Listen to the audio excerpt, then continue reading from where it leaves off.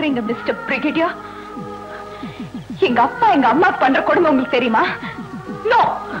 உங்களுக்கு எப்படி தெரியும்? உங்களுக்கு புள்ள குட்டிங்க இருக்காங்களா? பொண்டாட்டி இருக்காங்களா? இல்ல இல்ல அம்மா இருக்காங்களா? உன்னை யாருமே நீங்க கூட்டிட்டு வர சொன்னா? யார் கூட்டிட்டு வர சொன்னா? நாங்க இப்படிதான் பண்ணுவோம், இப்படிதான் பண்ணுவோம். எங்க அப்பா கையில துப்பாக்கி கொடுத்து தற்கொலை படிக்க சொல்லி எங்களுக்கு டைம் கொடுத்தார்.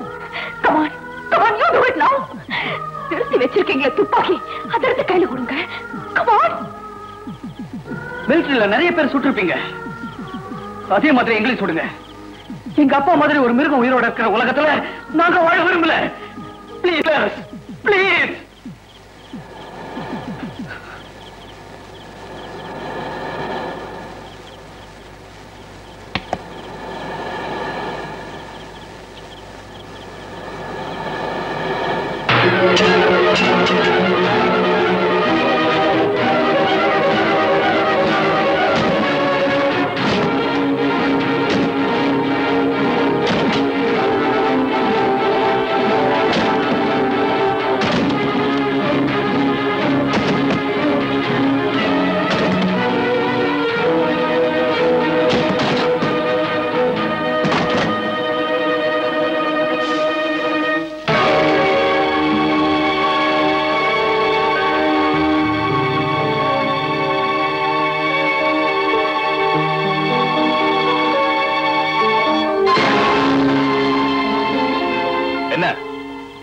குடிக்கிறேன்னு பாத்தியா?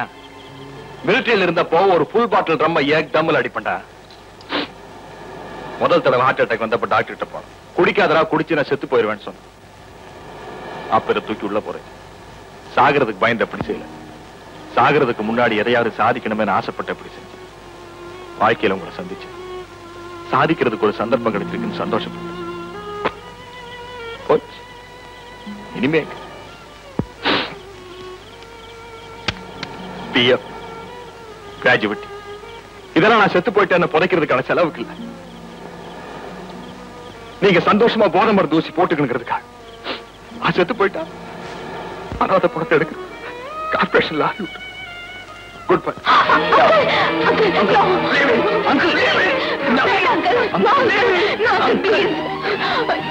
எங்களுக்காக நீங்க சாக வேண்டாம் பிளீஸ் அங்கிள். நாங்க போதை ஊசி போட்டு கூடாது, எந்த தப்பும் பண்ணக்கூடாது, அவ்வளவுதானே? அவ்வளவுதானே?